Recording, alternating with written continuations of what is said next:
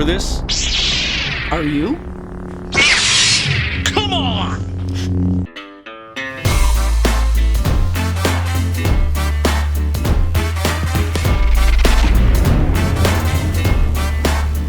What's up, you awesome geeks? I'm Brian, and welcome to the Smuggler's Room. This week, this chubby geek is once again going head-to-head with Carissa in a lightsaber build-off. We're gonna mix and match different material, everything from hardware store bought pieces to things we found on the internet. We're gonna share it all with you and hopefully give you ideas to build your very own. Okay. What are we doing?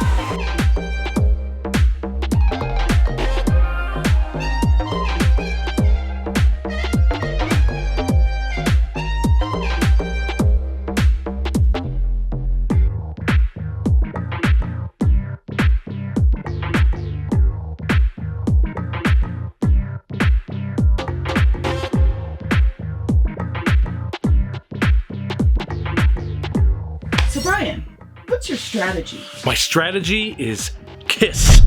Keep it simple, stupid. Because if I don't, it's going to get really complicated and super messy really fast. The hardware sabers are so hard for me to get into. So I'm going to use hardware store parts, but I'm also going to use a mix of other parts as well.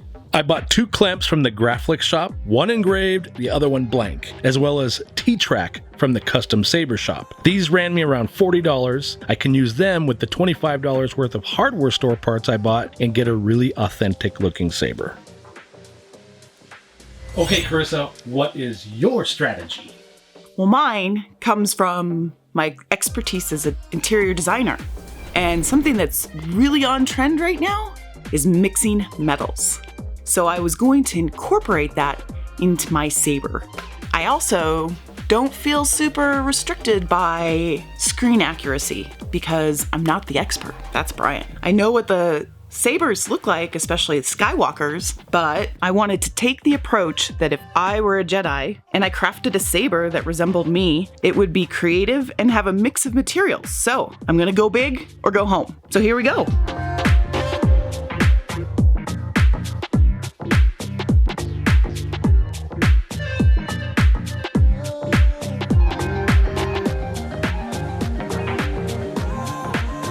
When working with hardware parts, one of those little extra steps you should take is to remove any of the markings left by the manufacturer. Most of the time you can do this with filing or sanding, and sometimes a little spot putty. Removing all the markings really helps sell the prop.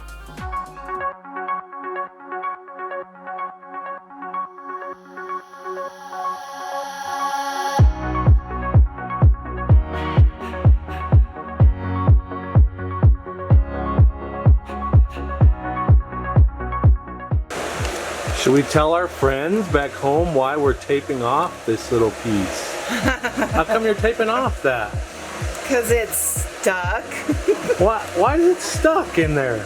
These little teeth grab and don't let go. Oh. So at the store, I was looking at what it looked like and didn't realize that.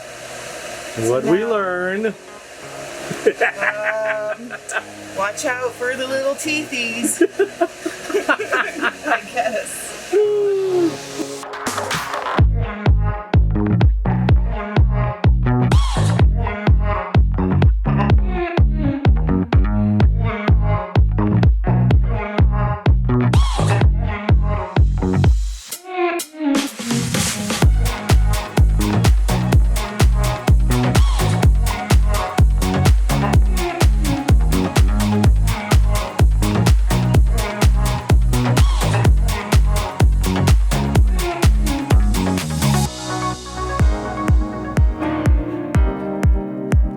I mentioned the Graphics shop and the Custom Saber shop.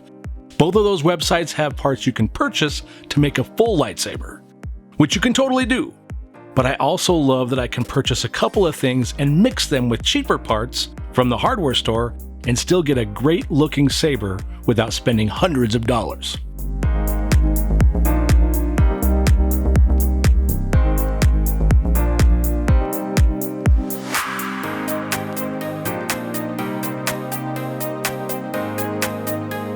Did you see that? The adhesive I used had a reaction with the sink pipe. I couldn't get rid of it. I thought the saber was ruined, so what I did was I grabbed a test piece of the pipe that I cut off, ran some 600 grit sandpaper across it, and it looked pretty fantastic. I liked it so much that I took the sandpaper to the entire saber, and I'm much happier with the finish.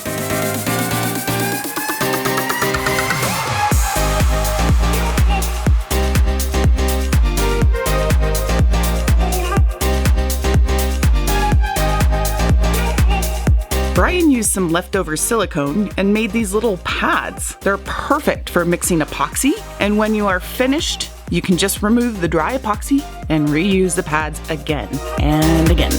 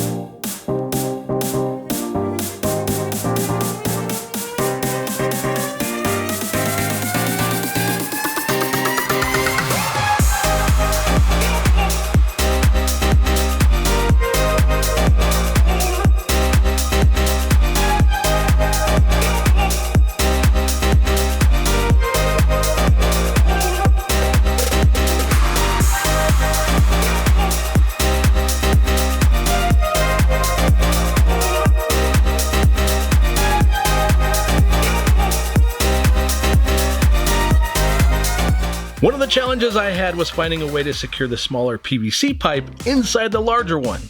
I was using a lot of what we had around the shop, so I had to cut some rings on our laser cutter to build structure inside the saber. It worked like a champ.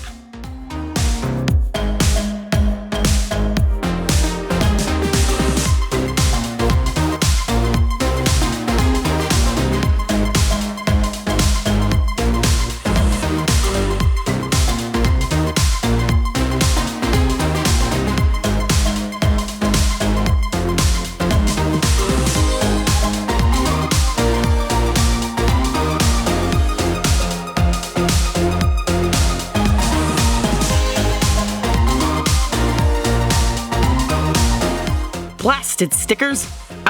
For some reason, the hardware store doesn't care that their stickers really make it hard for us to create a clean prop. So, we solve this with a little isopropyl alcohol and elbow grease.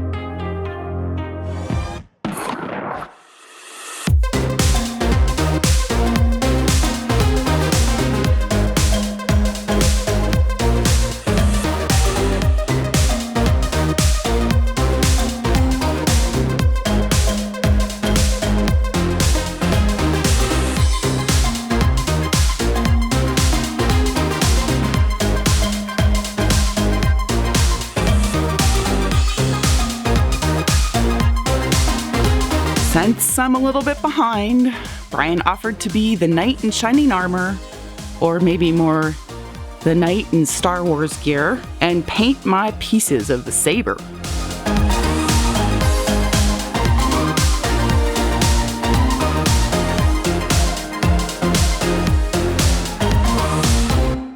that's remaining on my saber are the final bits and details. I needed something that looked like a button, as well as other things I thought added to the prop.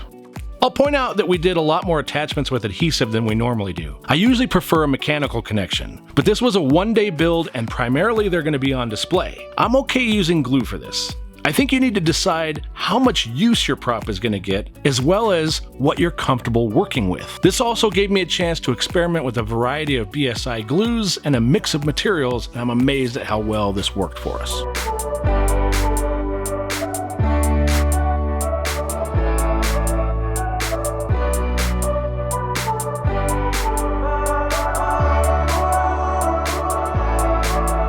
Since Brian's done, he's goofing around and having some fun with our furballs. Olive's enjoying herself as usual, but Ziva, she's bored.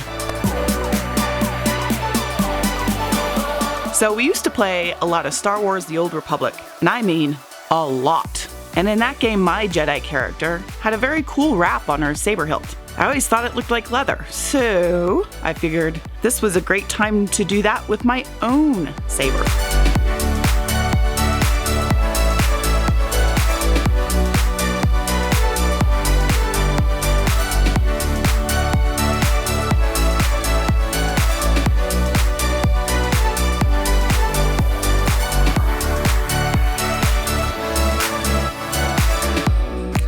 It's finally time to assemble my saber. Unlike Brian, who is totally cheating by the way, I was able to make my saber with all found parts, and I'm loving how it's coming together.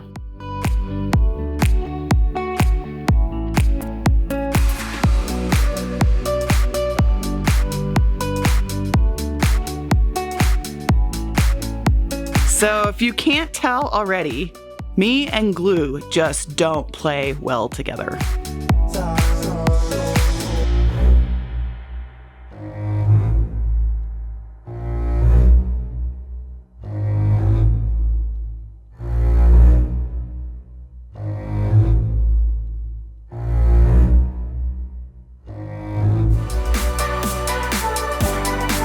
So, the rule of 3 says that people are more visually engaged when they see a group of 3 items. Just odd numbers in general are more appealing to the eye regarding aesthetics.